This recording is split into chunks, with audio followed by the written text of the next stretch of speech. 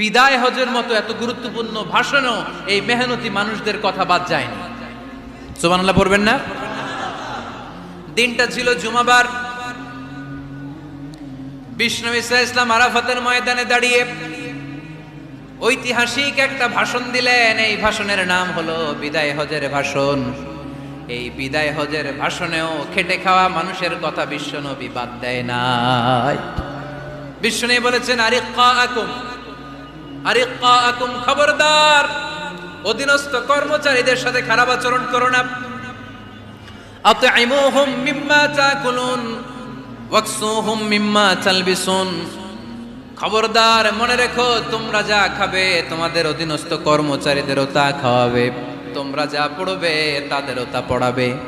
বিশ্বনবী শেষ নিঃশ্বাস ত্যাগ করে যাওয়ার আগে যেই কয়েকটা কথা বলেছিলেন তার মধ্যে মেহনতি মানুষদের জন্য কথা আছে না নাই? বিষ্ণু ঈসা ইসলাম যখন শেষ নিঃশ্বাস ত্যাগ করবেন তিনি বলেছিলেন আসসালাত আসসালাত, উম্মতেরা নামাজ নামাজ নামাজ ছেড়ে দিও না, নামাজ তরক করো না, নামাজ কাজা করো না। আর বলেছিলেন ওমা মালাকাত আইমানুকুম, অধীনস্থ কর্মচারীদের সাথে খবরদার খারাপ আচরণ করো না। যারা কর্মচারীদের সাথে খারাপ আচরণ করে, যারা মানুষের কাছ থেকে শ্রম নিয়ে কাজ করিয়ে টাকা দেয় না, কিয়ামতের দিন তাদের বিরুদ্ধে মামলা দায়ের করবে কে? কে করবে?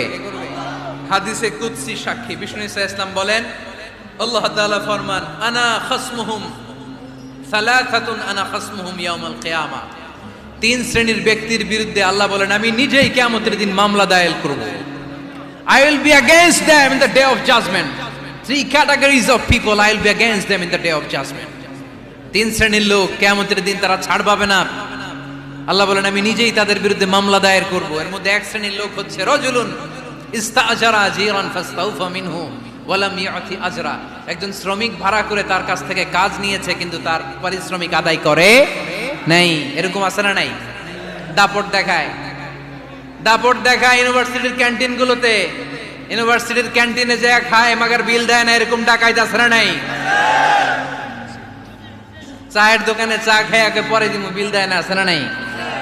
দোকানে যে পণ্য কিনে বিল দেয় না, পরে দিমু, আছে না নাই?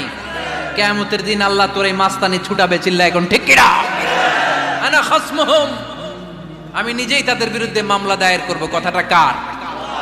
এজন্য বিশ্বনবী বললেন খবরদার মেহনতি মানুষ, খেটে খাওয়া মানুষ, এদের দোয়া কবুল হয়ে যায়। আতুল আজিরা আজরাহু ক্বাবলা আন ইয়াজিফা আরাকুহু, খবরদার বিশ্বনবী বললেন শ্রমিকের ঘাম শুকিয়ে যাওয়ার আগে